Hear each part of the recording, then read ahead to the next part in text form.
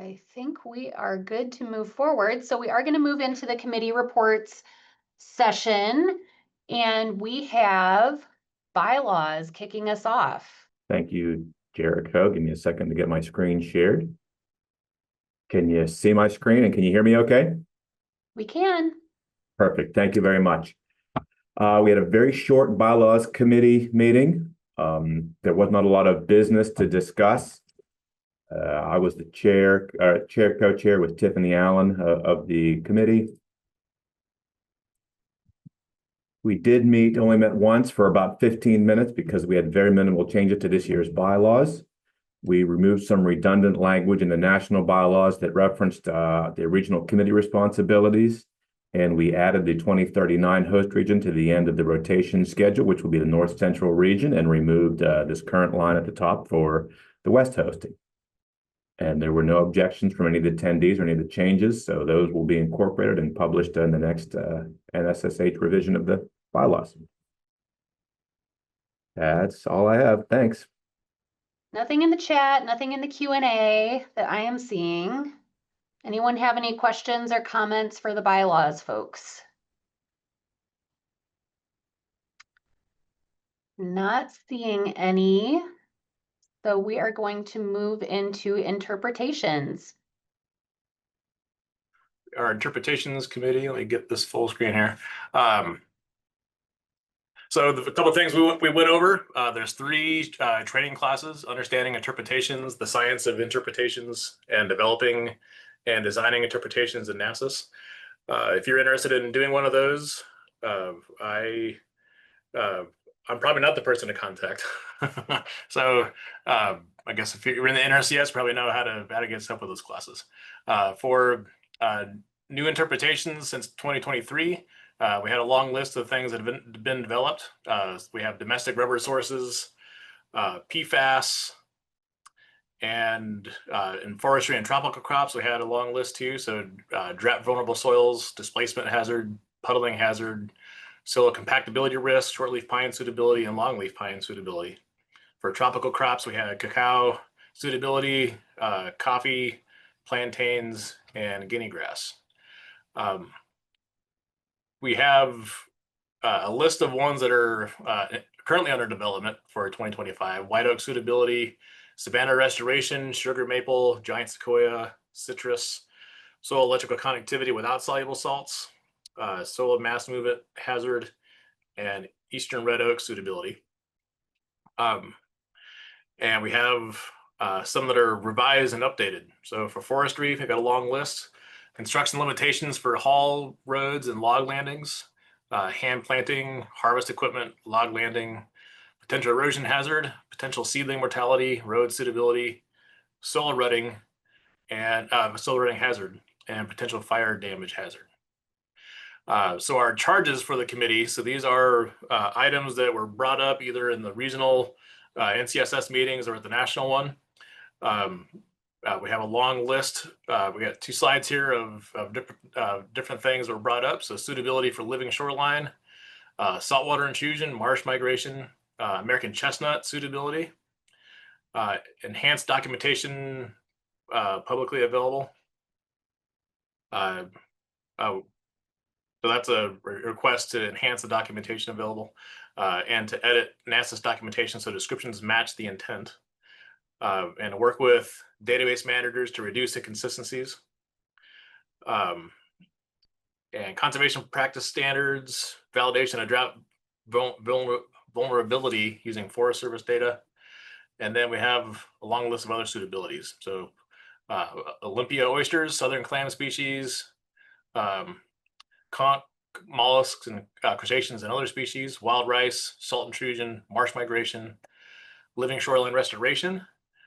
There's a request to rename wine grape interpretations and the changed WSS aggregation to get soil components to report in urban environments, and another request to start to finish for interpretations, from idea to build to NRCS to report to map publication. How do we get the data published for the most people to use? So I think the next steps are to try to prioritize these different charges, but that's what has all been brought up to the interpretations committee at this point in time. So are there any questions at all? Thanks, Colby. I do have one question. For new interpretations since 2023, are they or will they be part of the ASR Sergo refresh and part of the NASA's NSSC Pangea Sergo export? This is Stovus speaking out here in Nebraska. Yes. Yeah, those are all, I think, on the, at least available to be exported to Web Soil Survey. Any other questions or comments for the interpretations group? Shauna Repking mentioned that the interpretations trainings are currently available in AgLearn for enrollment, and she included a link for the fiscal year 2026 course catalog and schedule. Okay, I'm not seeing any new questions or comments for the interpretations folks, so we will move on to taxonomy. Okay, so I should be sharing my screen now. Yep. Okay, I'm Andrew Brown, representing the NCSS Taxonomy Committee. I was asked to co-chair this committee in Joey Shaw's absence. My co-chair is Dr. Craig Rasmussen at the University of Arizona. So our committee met a bunch of times leading up to the conference. We had a total of 7 meetings and 2 3-week voting periods focusing on the taxonomy proposals that had made their way up to the national level through the regional committees. During the conference itself, I sent another form out to the committee and disseminated it during the meeting to have people vote to accept the recommendations that we had developed during the course of those voting periods. Those recommendations were ultimately based on the actual vote counts and, more detailed committee comments and other considerations about the specific proposals. So here we have the results. 4 of the 6 proposals have been approved and 2 have been rejected. We are approving the addition of the oxyaquic subgroup to the Fragiudolts Great Group. We are approving the addition of the Praedic epipedon. We are approving the revisions of the Plagin epipedon and renaming to Plagic epipedon. And we are approving the revisions to the Anthropic epipedon. The proposals to change the language describing the CR, little d, and little r horizon designations has been rejected, as well as the changes proposed for densic, paralithic, and lithic contacts and materials. In that form that I sent out during the conference, we asked another question about decision threshold. So the current bylaws state that business should be conducted based on a simple majority.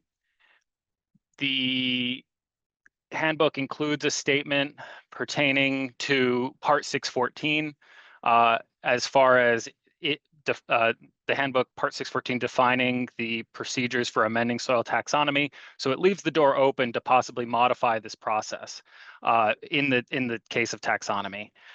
So we asked some questions about what threshold folks thought would be good. Is 50% okay? Should there be a quantitative threshold at all? So we had 27 committee members participate in this. A majority of folks supported some specific quantitative threshold at 60% or higher. And then 9 of 26 people supported a threshold of 75% or higher. Another item that folks raised in their comments was that we need some way to identify a quorum, whether a sufficient number of committee members have participated to sort of deal with some of the issues that happen when you have small numbers of votes. And so just from my experience now, I've run a few different committees at both the national and regional level, taxonomy committees that have involved this voting process. It's pretty normal to get participation in the realm of 30 to 50% of eligible committee members. And so defining those as regular attendees to meetings and people who have participated in one way or another in the committee proceedings leading up to the conference. So I think the votes that we conducted this year had essentially the expected level of participation. And I think that it's reasonable to use the numbers as we obtained through that voting process. And I think that there is probably some lateral ability for committee chairs to decide how these things work. Like in this case, I held a vote with a specific question on each of the proposals, but then I basically had this one overarching question that went out during the conference, and we had essentially unanimous support of accepting the recommendations that were based on those prior votes. And so I think there's different ways to split out the granularity of proposals. So folks did think that maybe we could be a little bit more precise about this in terms of taxonomy. So paths forward. There's been a number of updates proposed from our European colleagues, Dr. Schad, who's highly involved in the development of the World Reference Base taxonomic system, for updates to footnotes and language. Some of the concepts that have been updated this year were heavily based on European concepts. And so his input here has been really valid, and we absolutely have to implement some of the changes he suggested to those footnotes. Also, in the realm of the oxyaquic discussion, it was recognized that there's a need for the taxonomic moisture subclasses, including oxyaquic, but also your other moisture regime intergrades, to be formally defined in the keys to soil taxonomy. On the topic of the anthropic, the concept of midden material is used in the criteria, but it's not precisely defined. Also, the locally raised landform is used in the criteria for the plugin epipedon. There are some existing constructional anthropogenic landforms and microfeatures that could fit this criterion, but we need an update to the National Soil Survey Handbook, Part 629, to formalize some of those linkages to the landform definitions. And then finally, we need to measure coherence classes and apply the criteria. Whether you like it or not, it is a part of the current standard. And if you have want to have any hope of changing that standard, you need to collect the data to refute it. So moving on to research needs. This is not related to the current version of the PREDIC, but a prior version of the PREDIC epipedon proposal had a statement about measuring black carbon or pyrogenic carbon. There's, I think, a need for trying to figure out if there's an operational way that we can quantify this beyond the level of visible charcoal that's currently required in the proposal. We also need to do some research into the history and the modern relevance of base saturation criteria in the plagic epipedon. As proposed, it includes a base saturation criterion identical to the umbric epipedon, but it's been stated that modern management could, in some cases, push this past that 50%, above that 50% threshold. On the topic of coherence classes, this is probably one of the most controversial things we've dealt with in terms of taxonomic criteria and definitions. We have a couple questions that I think should be addressed. Can you measure coherence class reliably on field moist samples without going through the air drying process? This would make it a more operational field test. And then kind of related to that, if we're going to have coherence or we're going to get rid of coherence, what other alternative criteria could we use that would fill the same role? So some examples that have been discussed are different physical and chemical factors that affect root restriction, or other sort of pedologic or fabric methods that describe the nature of rock structure, or different types of non-pedogenic fabric. For instance, the types of platy structures you might get in lodgement tills or dense basal tills. And then I think one other item that was raised by the committee is that it would be really interesting to have a survey on how people make use of those lower boundary of the soil, CR, CD, CR horizons, and then also what types of data elements they're recording for these non-soil bedrock layers. And maybe not just bedrock, these non-soil or bedrock layers. So moving forward, also, there's some opportunities for new proposals based on the information this committee has generated. And I'd be happy to work with individuals so that they understand the current state and could design a proposal that has a high likelihood of success, or at least, meeting the requirements that are now laid out um, in Part 614. So some opportunities. Other methods for incorporating effects of agricultural management and amendments in soil taxonomy. So this relates to our EPIPEDON proposals, but it really goes beyond that. Maybe also dealing with, different types of erosional history. We talked a little bit earlier about eroded mollisols, the effects of tile drainage, the effects of terracing. These are things that maybe traditionally would have been excluded from taxonomy, and maybe they shouldn't be at the family level or higher, but maybe there is a way that we can incorporate this as some sort of add-on layer to taxonomy. I think, in the environment where we're really focusing on agricultural applications and continuing to try to make soil taxonomy relevant to a maximal number of users across the world, this is something we need to think about. Historically, this type of management has been sort of categorically excluded, and criteria have been written to avoid it, but maybe we need to rethink that. Other opportunities are possibly the definition of lithic materials, which would round out the coherence class suite, along with densic and paralithic materials. There's a lot of contention about coherence criteria, and horizon designations are not taxonomy. So possibly to get rid of some of the concerns that people have about the use of horizon designations, we should eliminate the coherence criteria from horizon designations. I can see a path forward for this. It's kind of the opposite of what Wayne was trying to propose this year, which would align the coherence criteria of horizon designations with their diagnostic materials, but maybe we need to look in the other direction. And then finally, there's just a lot of different standards that reference coherence and cementation classes or refer to the Slake test. We need to comprehensively review our standards and make sure that we're using consistent terminology to refer to this operational definition that figures into a lot of different diagnostic criteria. So with that, I have nothing else. Thank you very much.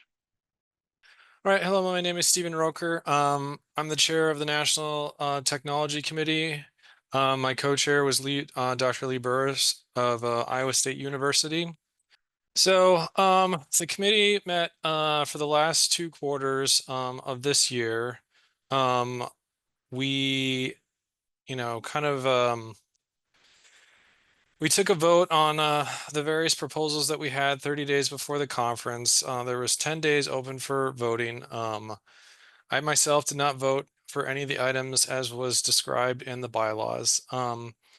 And each proposal did have a sponsor. So that's just a quick review of some of the guidelines, I should say. We talked about a number of things during some of our meetings. At the beginning, we kind of did a session on review. So we talked about different ways of technological development. We talked about the NRCS's internal process for what we call train work or projects that require external funding and external developers to help facilitate. We talked about, how partners can contribute to the process. We talked about how we have, effectively power users within Soil and Plant Sciences division itself that oftentimes are responsible for either developing prototypes or actually managing applications. We did some review of what our most popular applications are to kind of give people a sense of context in terms of, where people are coming for our information. So as was discussed the first day of the conference, soil data access is by far the largest. I should probably have added in here, we do have numbers for things like SoilWeb, and I can't remember how SoilWeb's numbers compare to some of these others. But there's a significant amount of traffic there. It was discussed that we should do a better job of trying to capture metrics for some of the other applications as well, so we can kind of get a sense of who those user groups are and how large their user base is also, because that's an important part of, developing technology applications. There was an internal review for Soil and Plant Sciences division this past year for NRCS soil staff that was sent out. I can't remember the exact sample size, but I want to say it was a little over 100, which is a little under half, I think, of all soil scientists, but it does, give us some view essentially of, how many folks are using the different applications and, which are the most popular. So I apologize for the resolution on some of these graphics, but at the head of the pack is basically Web Soil Survey followed by Soil Web. So these are just like soils applications. Interestingly, this is Soil Data Access, which externally is the most popular, comes in the middle of the pack. We also looked at which GIS applications users are using to see, what the most, maybe where again to direct development. So ArcPro, which has replaced ArcGIS, is, by far the most popular, followed by, which was a little bit of a surprise to me, there's more people actually using Google Earth than I would have figured. And then coming in a distant third place was the R statistical computing language. And then there's a host of other applications here. ArcGIS has really like fallen off a cliff, which also kind of surprised me. So we also received a overview from the several, well, at least 2 focus teams, the database focus team and the digital soil mapping focus team, to outline, provide context to the technology committee here, the ongoings of those teams. We also looked at the backlog of development that I referred to earlier, what we call train work. And so what's currently under development, things like Surgo Portal, for example, things like the DS Hub, and then what other things are currently prioritized to be worked on as capacity and time allows. We also got updates from several university cooperators who called in to share what their focus is at this time. So thanks to those cooperators for participating.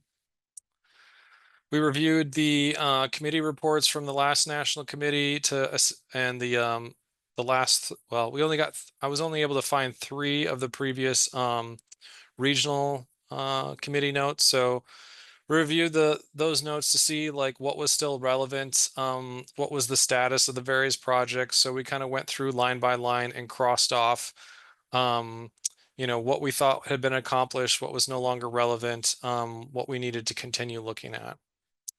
And so with that, what was remaining on the list and whatever other additional items we needed to add to it, we came up with essentially 14 proposals for ideas to continue working on technological developments too. So I'll go through these in a minute here, but you can kind of see, unfortunately, we only got 15 folks to participate in the ranking of the proposals out of essentially 30, so only half. So this is a small and somewhat probably biased sample. I will say some of the items in here did get support or feedback from other sources that I talked to, so keep that in mind. So the proposal that ranked the highest was one current limitation of soil data access and Web Soil Survey, for that matter, is that it doesn't currently include access to, raster soil surveys, which are the results of our digital soil mapping projects, I should say. And so there's several states that currently have some of that information available, and it's at a higher spatial resolution than our traditional Surgo product. And if users want that information, they have to go to what we call GNATSCO to access it. So one of the proposals that's been discussed for a while is making it possible such that that information can be delivered directly to the most popular applications, which again is Soil Data Access and Web Soil Survey. So hopefully we can get this elevated on that train work and made feasible so that people can access that information more readily. The second proposal that has also been kind of discussed for a while and hasn't really had any traction is inside of our soil databases, or at least our Microsoft SQL server, is the ability to expand it by adding what's now, I think, dubbed as machine learning services. So things like R, things like Python, it's possible within the database to actually utilize those languages to do database manipulation and make things like calculations or pedotransfer functions and validations, perhaps reporting. We really haven't had access to it, so we don't know what the full potential is, but we suspect that there's a lot of additional potential here that we could use to enhance and speed up a lot of database type work. The third item on the list was simply modernizing Web Soil Survey. Much has been said about Web Soil Survey and its utility, but one of the common complaints is that it hasn't really received much in the way of updates or modernization in the last decade, and so that really needs more investment to make the experience for beginning users or people that utilize that to make it more user friendly. So, it's a very large application with a lot of features to it. So I imagine any updates to it could be extensive and take some time. But anyway, that was third on the list. Moving along. Another one that has been worked on in the past, but hasn't,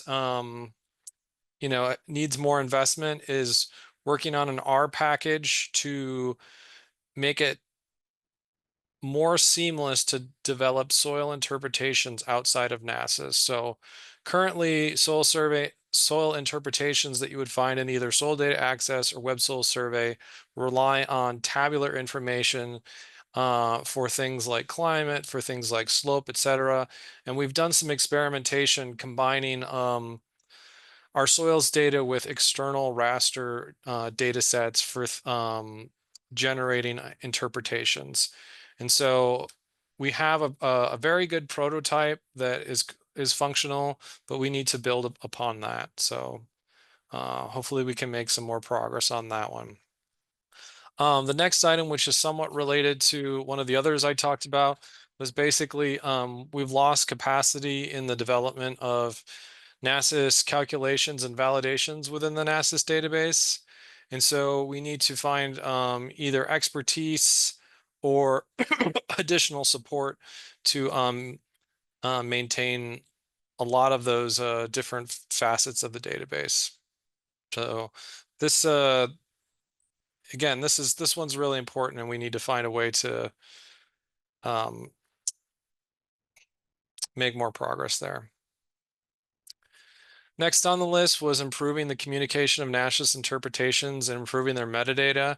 I saw what looks very similar to what was discussed in the interpretations committee report. So we'll probably have to communicate with them and see if we're talking about the same thing. But basically, we need a better way to communicate interpretations to users, so it's more transparent, and that there's metadata associated with those interpretations, so folks can understand kind of what's going into them. Next on the list, another proposed R package. Again, there's been some prototyping of this in the past, but basically we have a very popular application called ArcSIE, which is currently an extension to the ArcPro GIS software. And so we use that heavily to develop some of those raster soil surveys that I talked about. But we think we do a lot of other digital soil mapping type work in R. And again, like I mentioned, we've done some prototyping, and it would be beneficial if we could make it more seamless and integrate it with some of our other DSM workflows. We suspect that we can replicate a lot of the user interface that currently exists with ArcSIE through ArcPro using things like Shiny Apps. Next on the list was upgrade the soil data development toolbox.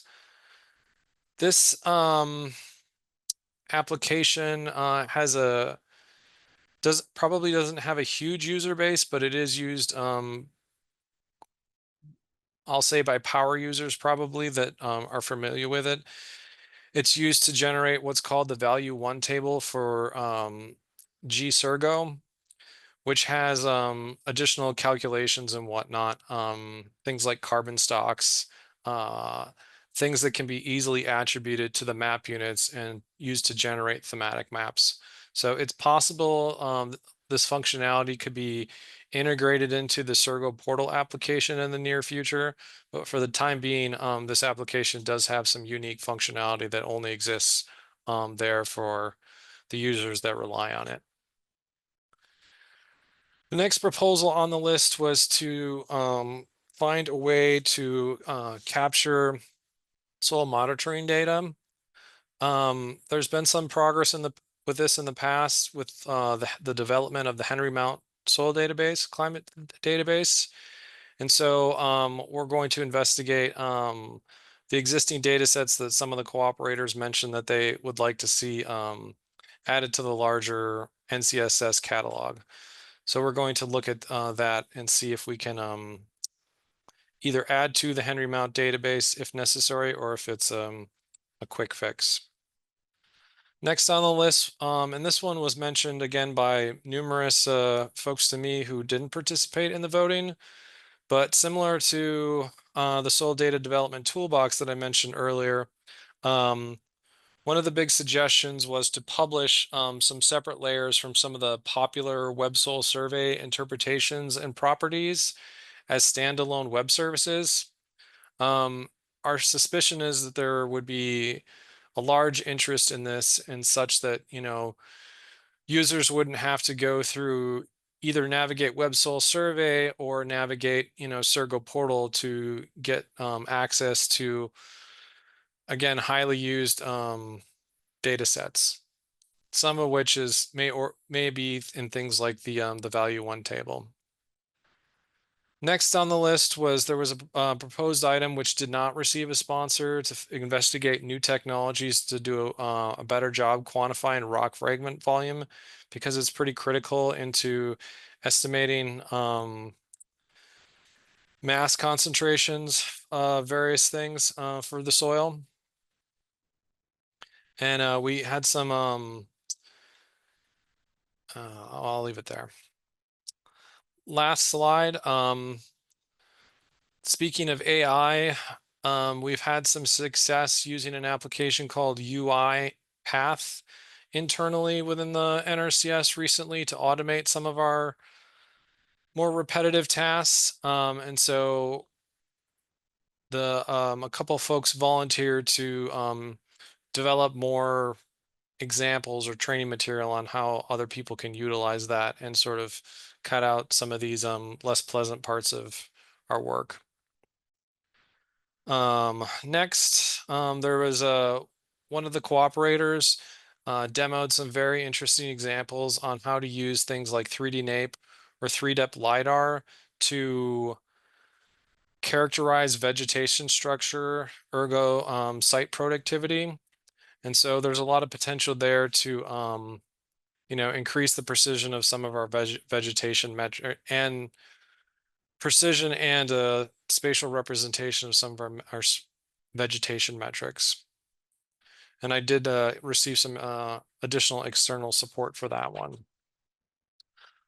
Next, or last on the list was to develop 3D printed monoliths using LiDAR and using it to estimate volume, so we can calculate things like bulk density using you know, alternative methods. So there's been some examples of this in the past. So I think really what's needed here is develop some training documentation and whatnot to illustrate how to go about it, maybe to standardize the process. So with that, I think I am done. Hey everybody, Corey Owens here. I am the co-chair of the National Crop Soil Survey Hydric Soils Committee. And I'm going to be joined by Aaron Miller, who is going to help with our proposal. But you guys gave me 15 minutes, so I was going to use this time to thank some folks. First, I wanted to commend our regional committees for all their work and their engagement over the last year, for bringing the proposals together and for making sure they had state representation and really to really elevate the work of hydric soils across the country. If you remember, the Standing Hydric Committee is relatively new and it has not lost any steam, and folks are really engaged around the topic, and it's great. I also want to thank a couple people who have been really instrumental to helping me as I take over these responsibilities in October. First is Erin Miller, who you're going to hear from soon, and then Julie McMichael. They both served in detail for hydric soils nationally and have made some really big contributions to the technical resources that are now available and that will soon be available for folks, and they'll provide a sounding board on the current issues and topics that the committees have been focused on for me. I want to thank my co-chair, Jacob Berkowitz. He's not on right now because Jacob's in the field, because every time I've talked to Jacob in the last 6 months, he's been in the field and he still comes to the meetings and he still checks in. I text him more than I text any other of my colleagues because he's always out digging holes and looking at hydric soils all over the eastern seaboard right now, with plans even to come to the west. So big shout out to Jacob. And then last, I want to thank the Lenora Vasilis, because she has been quietly supporting both this committee and still the National Technical Committee for Hydric Soils as an Earth Team volunteer while she is happily retired. So that's my shout outs, but now I want to pass it to Erin Miller, who's going to present the one recommendation that came out of the Hydric Soils Committee this week. Thank you, Corey. Let me share my screen here. Okay. There it is. Hopefully you can see that. And Yep, looks good. all right, I'm just going to turn off my video here so I get better bandwidth. That was my cameo. So yeah, we're a new standing committee, and we're going to flex our muscle right off the bat here with, this is this is our recommendation that we started last year, and it was more of a recommendation to the NEST team, National Ecological Site Team, who now is led by Jamie Johansson, and they received it warmly. And the gist of it is pretty much that originally we needed to address the problem with minor component population in NRCS. And the reason that we have struggled with minor component population is that it's inconsistent across the nation, especially in the older legacy soil surveys. We have a lot of underpopulated soil components. And so very commonly, especially in the West, where you have smaller acreage wetlands, they tend to be just, either a spot on a polygon of another map unit or a minor component. There's a lot of different ways that you can have these small wetlands become part of a map unit concept. But when they're not populated in NASA, in the NASA's database, then you're going to run into problems in your compliance, especially if you're doing an offsite determination, that you can't use it in your justification. So then offsite determinations become off the table, and you have to go out in person, which is fine, but you shouldn't have to do it every time when you don't need to. So and I guess we've lost some legal cases on that basis, trying to determine a wetland existence. If it's not present in the map unit, then it's not legally there. So I don't understand all the nuts and bolts of that. But anyway, we have come forth with a proposal to sort of address this problem and a lot of other problems that are related to it, in that, yes, the map unit descriptions don't necessarily have a fully populated minor component. And the problem also with minor components and map unit structure in general is that it only gives the user limited view of what's on the ground. You pull up the data in Web Soil Survey and you just get the components in that polygon. You don't get options for all the map units that are adjacent to it, that are surrounding it. And sometimes therein lies the hints and clues for other components, that are probably, at the scale that we map, we miss a lot of stuff. And so there's probably clues out there.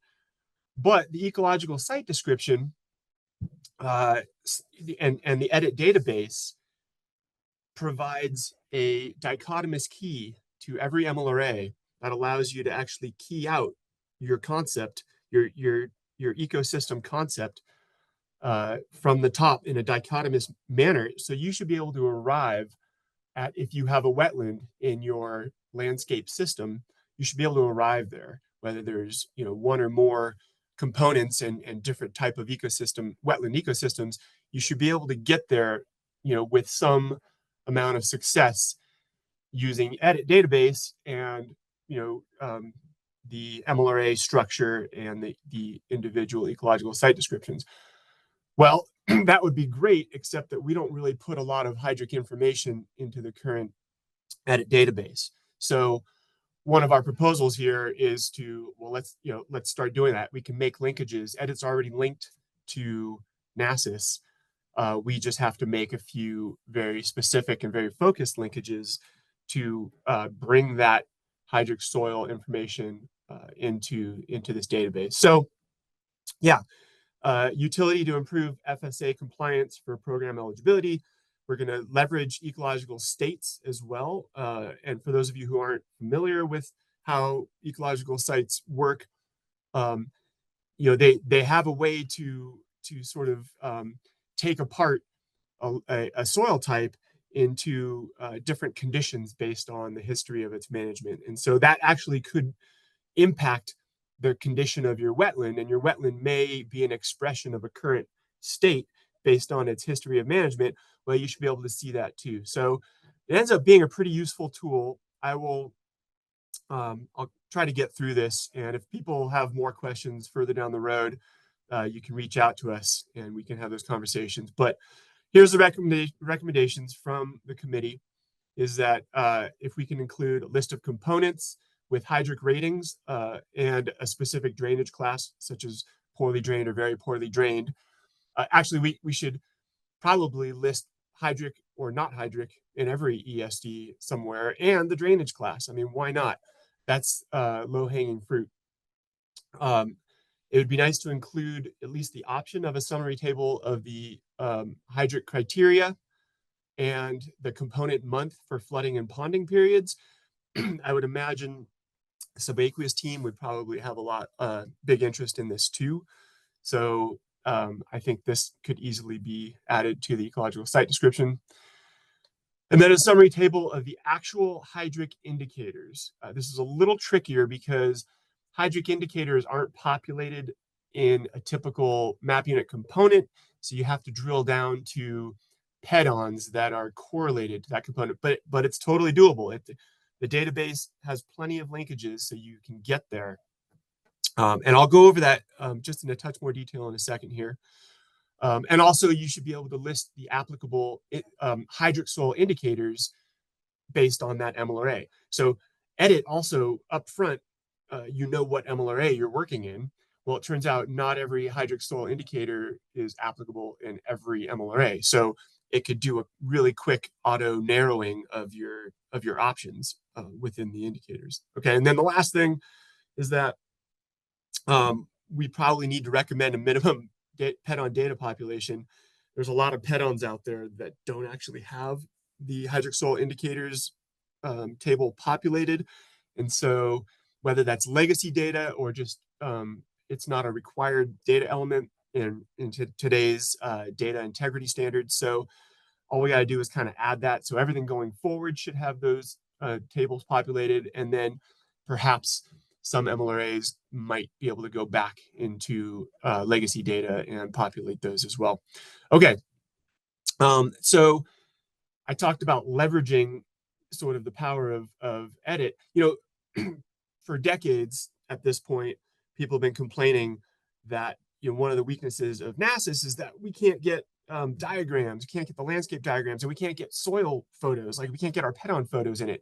There's no way to actually have sort of interactive multimedia in NRCS. NRCS just spits out data. It's really good at that. And in fact, you know, that's all that we really get from Web Soil Survey, which is kind of a bummer.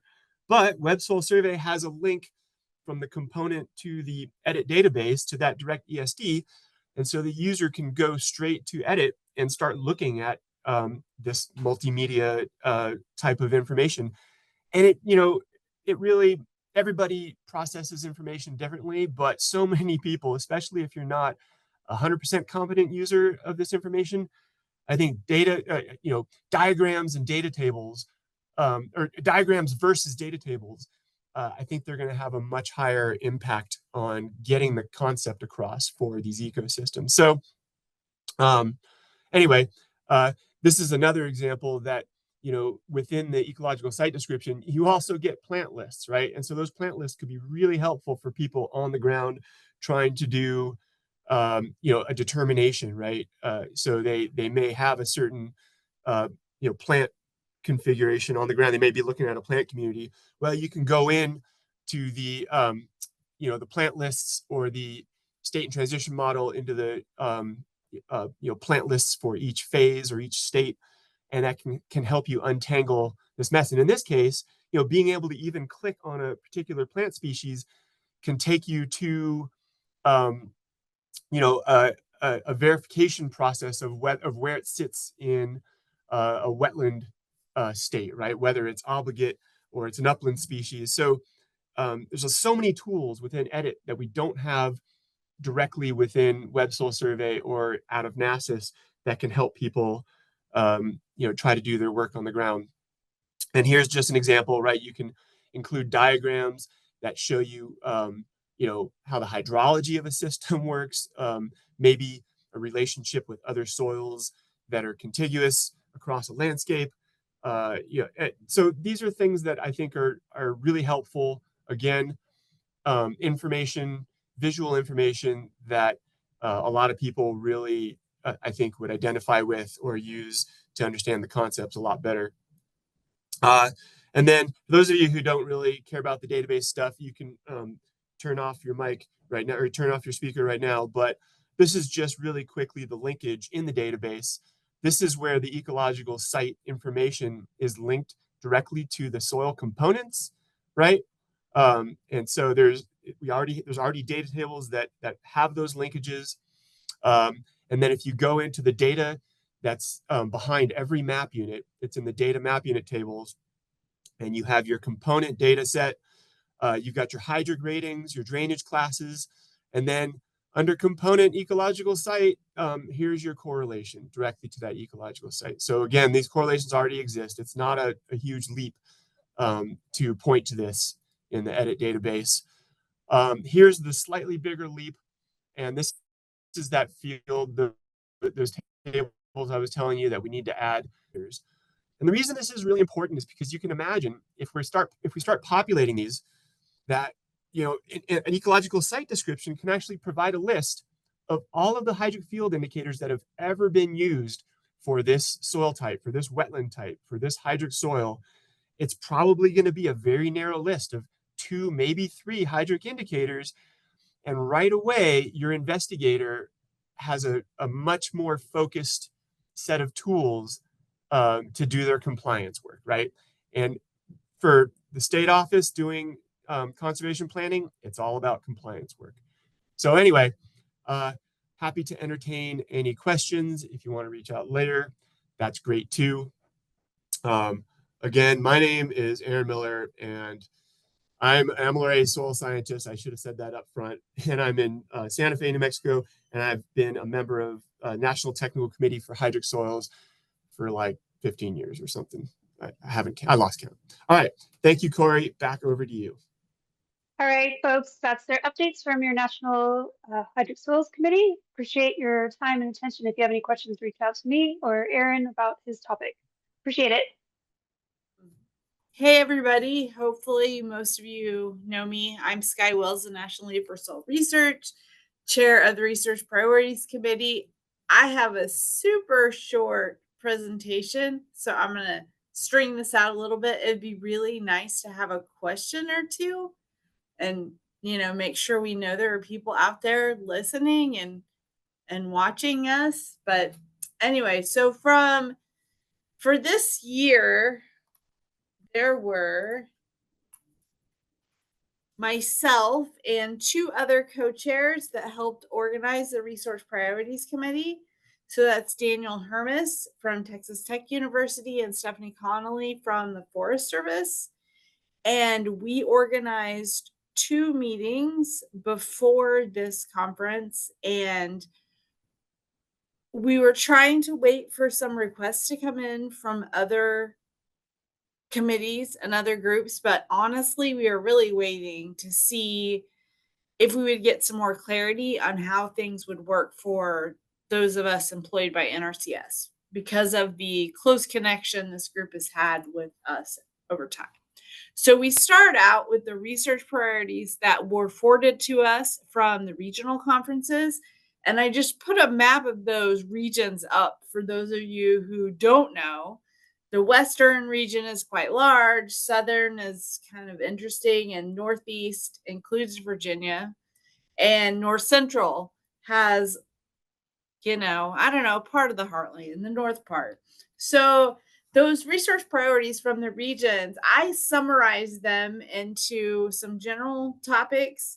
And the top 3 I listed. In the past, we've been able to offer some funding for research proposals for notice of funding opportunity that's focused on these priorities for each region or at the national level.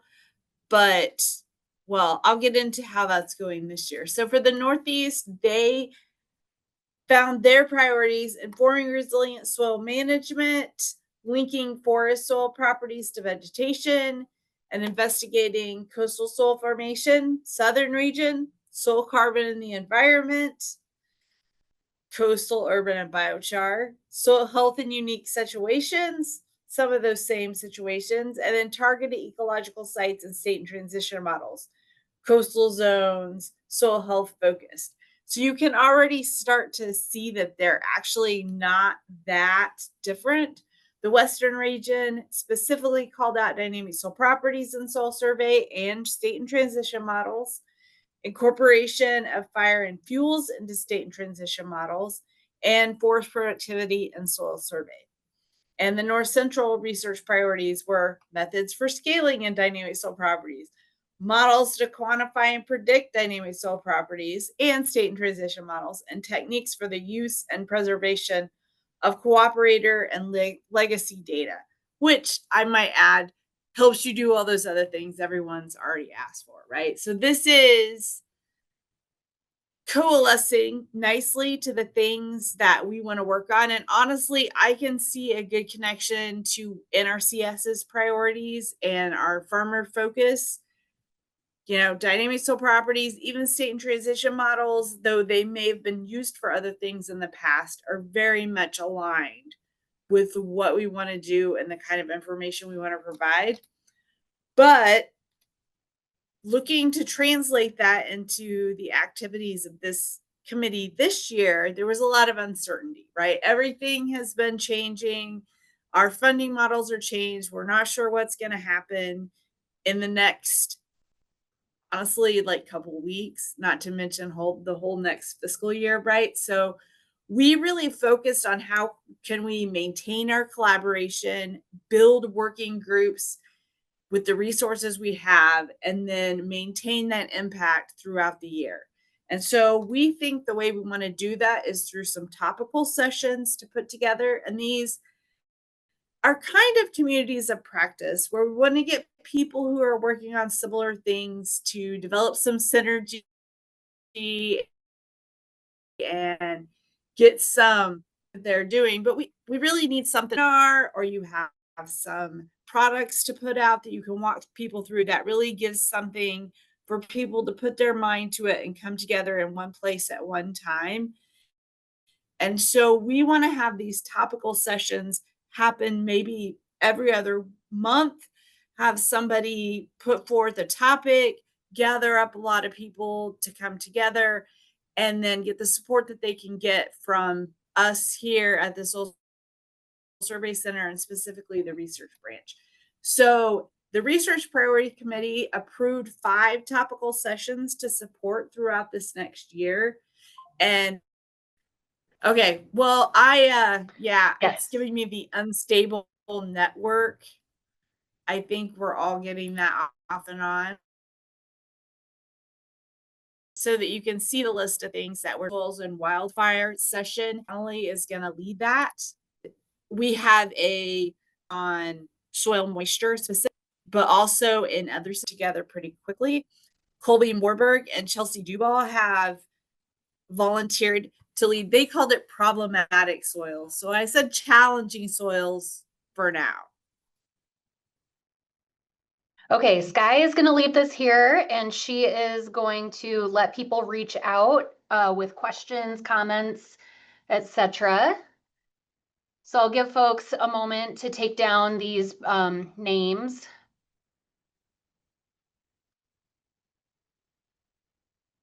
And of course, just reach out to Sky if you need more information on any of this. Next up, we have subaqueous soils. Okay, maybe this will go better. All right, well, it's myself and Dr. Matt Ricker from NC State. We're the chair and co-chair, and we met 3 times leading up to the national conference. During the conference, we had 74 individuals attend. From these initial talks up until now, the team agreed that the committee should showcase how our product, what we do supports farmers, ranchers, aquaculture, forestry, fisheries, subaquatic vegetation, and conservation practices within NRCS. How it supports NRCS priorities. Then we said, okay, then how do we convey this? The committee agreed this could be done by highlighting 3 of the primary areas where subaqueous and coastal zone soil survey is most used, that being aquaculture, saltwater intrusion, and engineering. And then so the path forward, we decided that we would work with other committees. So, and you guys saw some of that from the Interps committee previously, the Olympia oysters. This will be shared, or more information will be known once we actually start some of the work. We had that slated for this year, but we all know we're under travel restrictions, and so that's not happening. We got to pull some soils information first before we can even start to begin to understand what we have to build the interpretations. Recommendation to all soil scientists along coastal regions of the U.S. please export all applicable interpretations where coastal zone projects have been completed and published. That's just something that we started digging in leading up to this, and started looking at web soil survey and just started how to get some of this information. We noticed that routinely we were not seeing some of the interps because they hadn't been exported.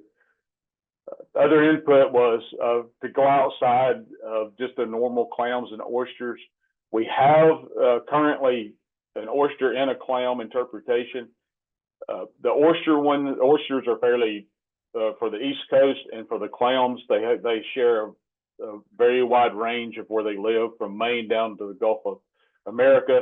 So the interps typically work across all those for the most popular aquaculture, but then we begin to talk about conch, mollusks, other crustaceans, soft shell clams, things that are currently are not covered but are associated with aquaculture.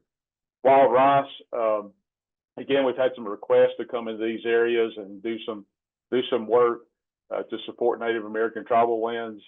But again, as soon as we get to start traveling and get back on those, we will, and then those interps will follow. Marsh migration interpretation, this one's already started. Again, Bob's notes highlighted that earlier, but it still needs some tweaking and needs to be forward facing. It needs to be published through Web Soil Survey. Living shoreline interpretation, this is something that comes up routinely. It's seen as a nature-based solution to protect property. It's just a less expensive, once you have it in and it's living and working as it should,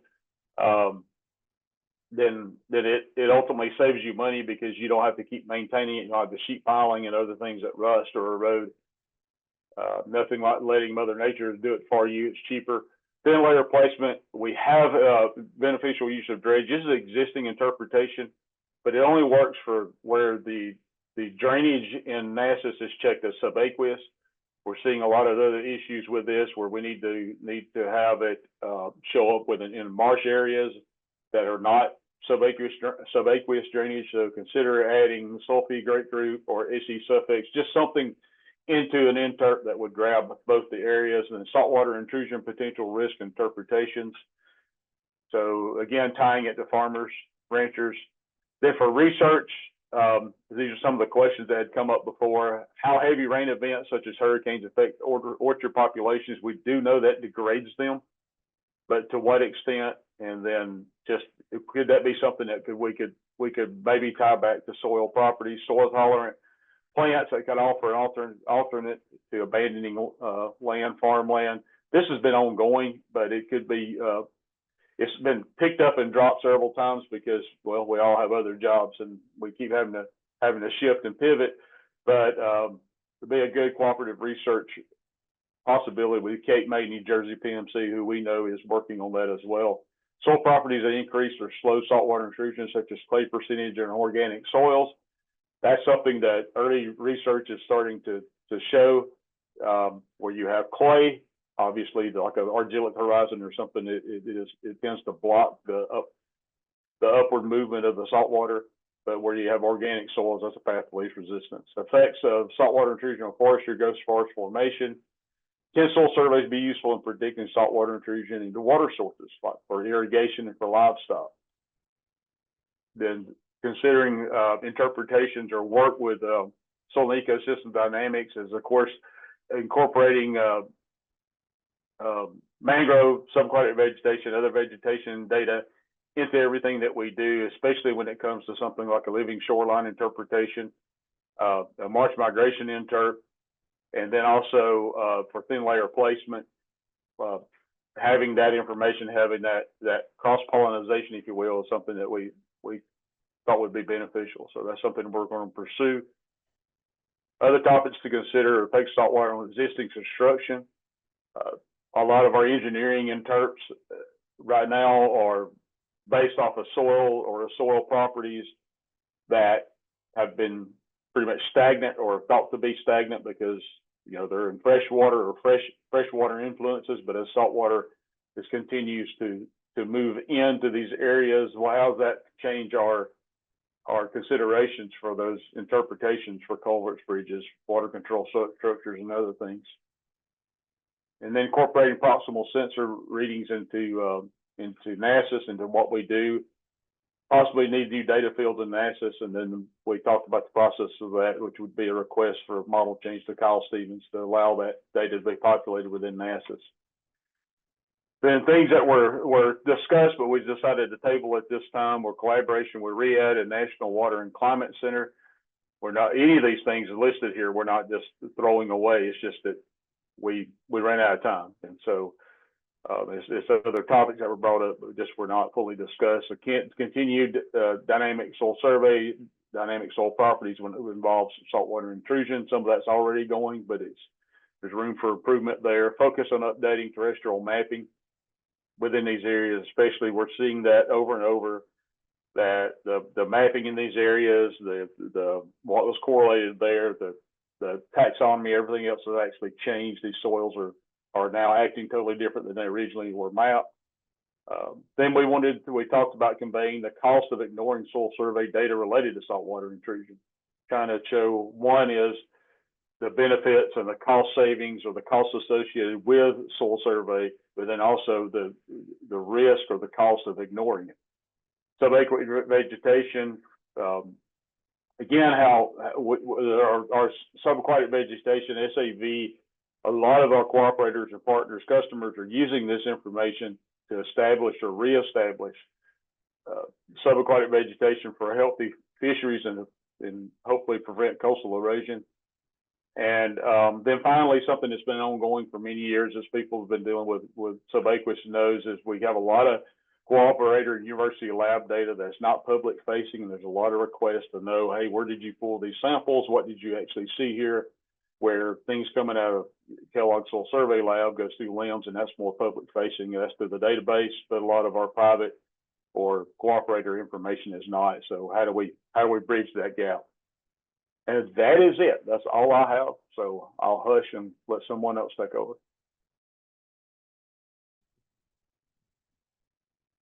All right. I'm not seeing any questions in the Q&A right now. Chat is also quiet. I'll give folks a moment, and in the meantime, Guy posted in the chat, the part that she didn't get to say is that the research folks are going to try and collate the need for research from other committees, and we'll be looping them into these sessions as much as possible. There was also a question for Sky that I missed.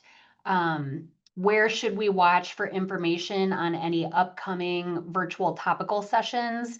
And Sky responded to that in the Q&A, saying that they will send out information on technical sessions through the SPSD weekly update, and we'll try to send out info to the soil email list at farmers.gov. All right, hello everyone. I'm Randy Riddle. I'm the chairperson for the Urban Soil Survey Committee. We also had a co-chair for the committee. That was John Galbraith out of Virginia Tech. So this was a new committee that was established just this year. This is going to be a standing committee, so we're just getting started with this group. So a quick rundown, at least at the regional NCSS conference level. Currently, there are 3 regional urban soils committees. Those are in the Northeast, the North Central, and in the Western regions. Some of those were kind of put together last minute last year, so we're hoping at some point we can also get one going in the Southern region in the future at some point. For this national committee, we had 3 pre-conference meetings starting in March, leading up to this conference. And I'm going to jump into some of the topics here. We had 2 proposals that were submitted for a vote. We also discussed a number of other topics that we'll get to after we go through these. But the first proposal was for establishing a farmland of urban importance. This would be a new farm classification for soils in urban areas, or map units that are primarily dominated by what are going to be classified as the new artisols soil order, or just soils in general that have human transported materials in the profile to kind of better capture them more specifically in terms of small scale agriculture and other uses.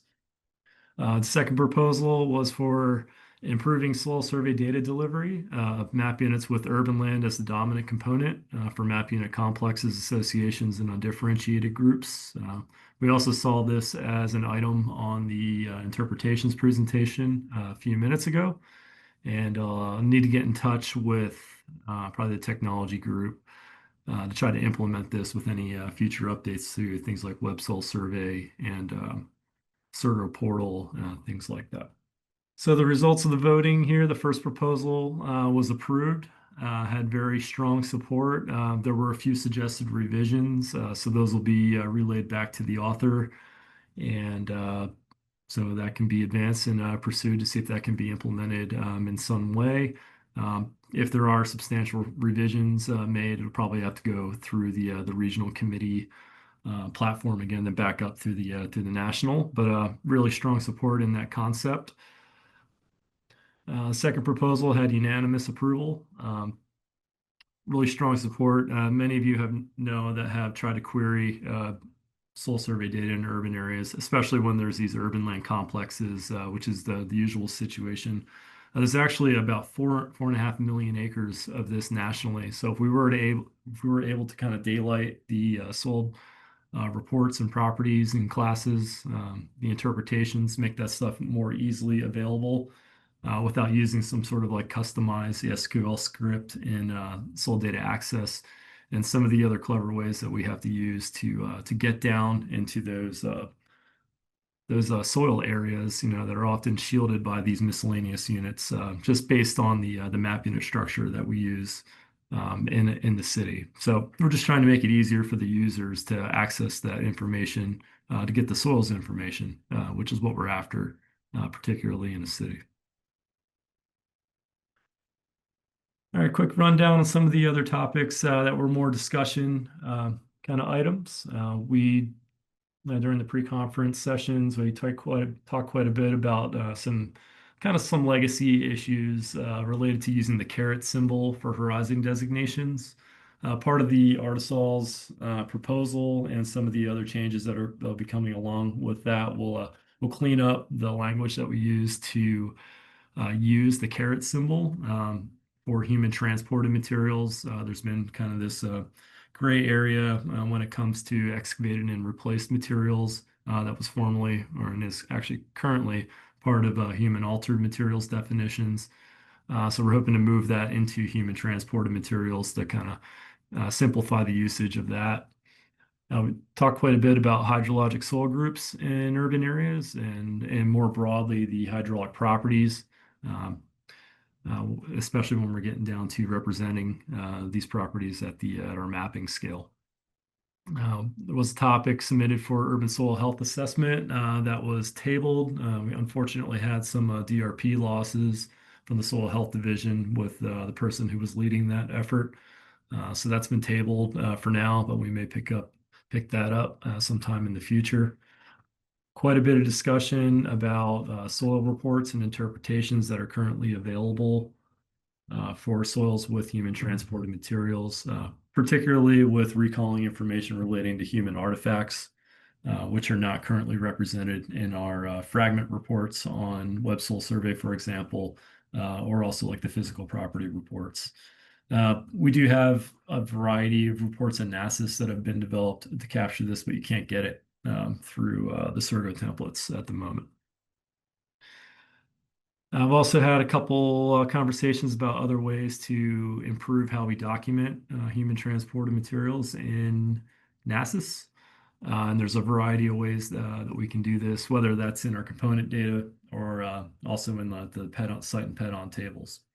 So we have some ideas on how to capture some of those and kind of differentiate between properties that may have been petagenically formed or transported from the source material, wherever it came from. So those are important things that we document freehand on our notes that help for some clarification and support concepts, but we don't have a way to always do that without using text notes in NRCS.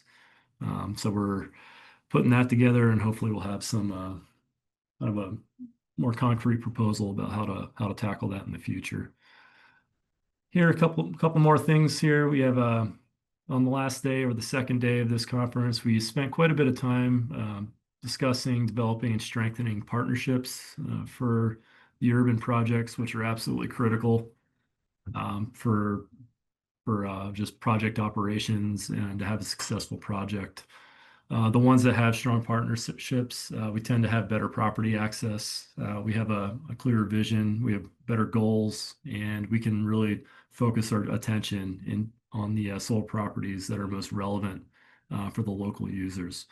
So a lot of times that's working with the local university partners and conservation districts. In some areas, there's Forest Service offices that do urban research and other non-government organizations and community groups that are either involved with urban ag and other kind of urban soil health initiatives. So there's quite a few groups out there that are involved with urban soils. And so connecting with them is usually a benefit to us on the soil survey side. And then we wrapped things up yesterday with discussing ways to propose and initiate urban soil survey projects. This kind of dove more into kind of more operational things within SPSD, but some pretty good discussion about that, and hopefully describe that process in a little bit of detail. So looking forward, since this was a new committee, this is just a launching point, and we're looking for it to grow and expand. We want to hear from you, get feedback, and make sure we're addressing things in productive ways and putting our energy where it's needed to, and our resources. So one of the other things we do really would be beneficial if we could get a regional committee started in the South. Not sure who would sponsor that, but that'll just help things feed up to the national level for this national committee to make sure that we are considering any of the proposals or topics that need to be addressed from that part of the country. And that's about all I have for right now. We have not identified a co-chair yet, although we have a few names in the hat to figure out who's available for that for the 2027 cycle. So I just want to thank everybody for their time and happy to answer any questions. So to round out the committee reports, we have standards. All right. Thanks a lot, Jericho. My name's John Hammerly. I'm a soil data quality specialist in the North Central region, and I'm sort of filling in to some degree for Alex Dato, who is also chairing the bylaws committee with Debbie Sarabian leaving um, and Alex being the point of contact uh, on multiple committees. I decided to help him out a little bit as co-chair here, so I'm going to present for the standards committee. So before we met in the conference this week, we had about 14 meetings prior to the conference. These were led by Debbie Sarabian, the first three, and the last one, Alex was leading. And you can see we had some great participation at first, maybe dwindled off a little bit, but um, at any rate, we had some great discussions. Mostly we just talked about the ongoing work that we are making progress on. And so I kind of wanted to highlight a few of those things for everybody here today. If folks aren't aware, we are working on updating the soil survey field and laboratory methods manual. This is the Soil Survey Investigations Report number 51 or SSIR 51. I think maybe most folks probably saw email recently going out asking for input on how you use SSIR 51. They're taking that information to help make the SSIR 51 even better, make improvements to that. And so that is some ongoing work that I wanted to share. Also, we're working on updating the Technical Soil Services Handbook. I think Corey Owens is working with the stateside folks, people doing technical soil services to review that material and potentially see the interactions and parallels with some of the information that we have within the National Soil Surveys Handbook. So some great work ongoing there. And then finally, wanted to touch on the field book for describing and sampling soils. So most folks probably already know, but we do have a new version that's been released, and it's available to order from our distribution center. So hopefully get orders put in for that.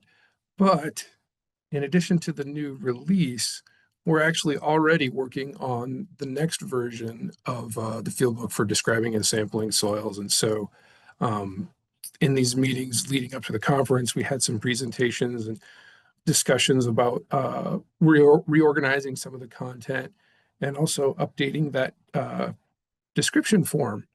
So be looking for that at some point in the future. We're still working on that though at the moment. So most of our discussions during the conference actually were around acreages. In the handbook, we use the Natural Resources Inventory Area Acres. And this has kind of caused some issues more recently, in particular with Coastal Zone Soil Survey, where we have soil survey areas that don't cover the subaqueous soils that we're surveying as part of the Coastal Zone Soil Survey. And so this was brought to our attention by Rob Tunstead in the Special Projects region. And the proposal that they had was to replace the usage of the NRI area acres that are referenced in the Soil Survey Handbook to what's called the Tiger Census Acres, which is the topologically integrated geographic encoding and referencing. That's a mouthful, so I can understand why they call it Tiger. And so this proposal, came to our attention. We had a lot of good discussions. We're going to move forward with refining and revising and working towards what specific actions will be taken and what specific changes will be incorporated into the National Soil Survey Handbook. So, we're a ways down the road before, we have the formal changes to share with everybody here, but that was kind of the main focus of the discussions we had here this week. And with that, I guess I'll ask Alex if there's anything maybe that I left out. If you wanted to jump in and add anything. Nope, John, great job. Thank you very much. And I just wanted to, in front of everybody here, thank you for your help getting this committee and keeping this committee running as we all juggle some new roles. Thank you very much. All right. Corey put in the chat that there is a quantity limit for public ordering of the version 4 field book for describing and sampling soils, and that is because quantities are limited. Thanks for that, Corey. And I am not seeing anything new in the Q&A. Okay. Well, great. Well, thanks a lot, Jericho. And I maybe should add to the idea of going away from acres for NRI. We're going to be working with folks in the States and getting lots of input on this. So I just want to make sure people are aware that this is the proposal is to use the Tiger census acres, but we're certainly going to be evaluating any and all options as far as that goes. So Great, thanks for that.